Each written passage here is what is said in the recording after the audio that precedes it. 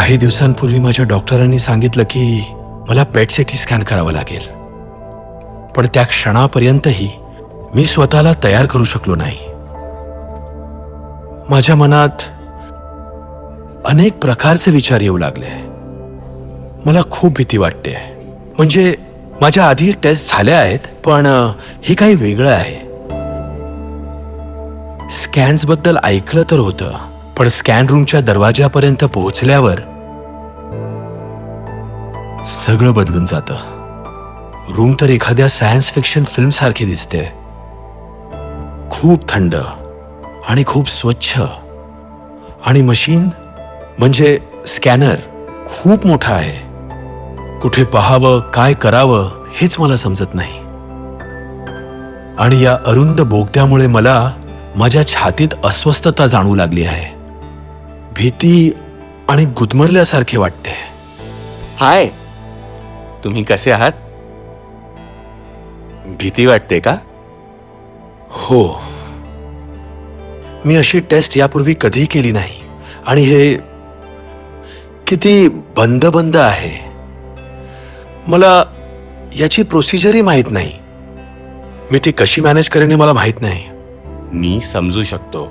Scan करण्यापूर्वी बरेच लोक असेच घाबरतात, पण विश्वास ठेवा, आता टेक्नॉलॉजी खूप प्रगत झाली आहे.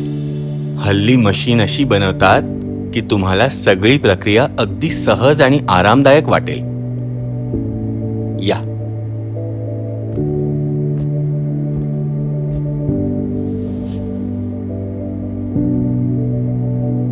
तुम्हाला काही ॲलर्जी आहे का, किंवा तुमच्या शरीरात मेटल इम्प्लांट्स आहेत का?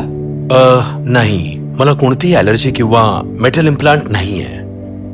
पण मेटल इम्प्लांट असलेल्या रुग्णांना स्कॅनमध्ये काही समस्या उद्भवतात का? आता टेक्नॉलॉजीमुळे सर्व वयोगट, वजन आणि आजार असलेल्या रुग्णांचे स्कॅन करणे शक्य झाले आहे. अगदी मेटल इम्प्लांट असलेल्या रुग्णांचे देखील. पेशंटने फक्त स्कॅन करण्याआधी ही सगळी माहिती आम्हाला दिली पाहिजे, एवढंच.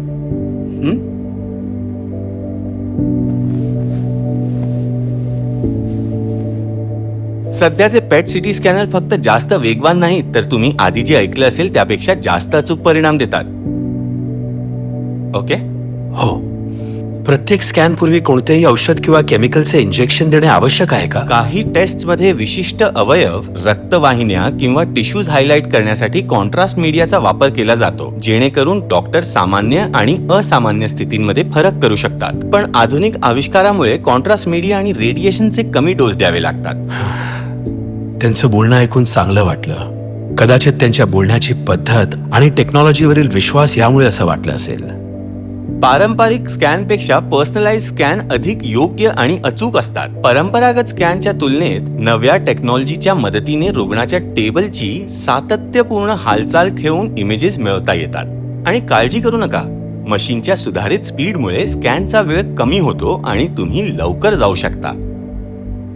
आणि हो, अधिक वेगवान असूनही स्कॅनर सतत हाय क्वालिटी इमेजेस देतात.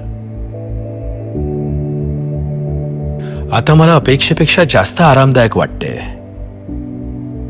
आतील डिझाईन असे होते की मला अडकल्यासारखे वाटले नाही, आणि मंद प्रकाशामुळे बोगद्यासारखा अनुभव आला नाही. सर्व ठीक आहे, अजून फक्त थोडा वेळ. जर तुम्हाला काही हवे असेल तर मला सांगा. खूप बरं वाटलं, आणि टेक्निशियन सतत मी ठीक असल्याची खात्री करत आहे.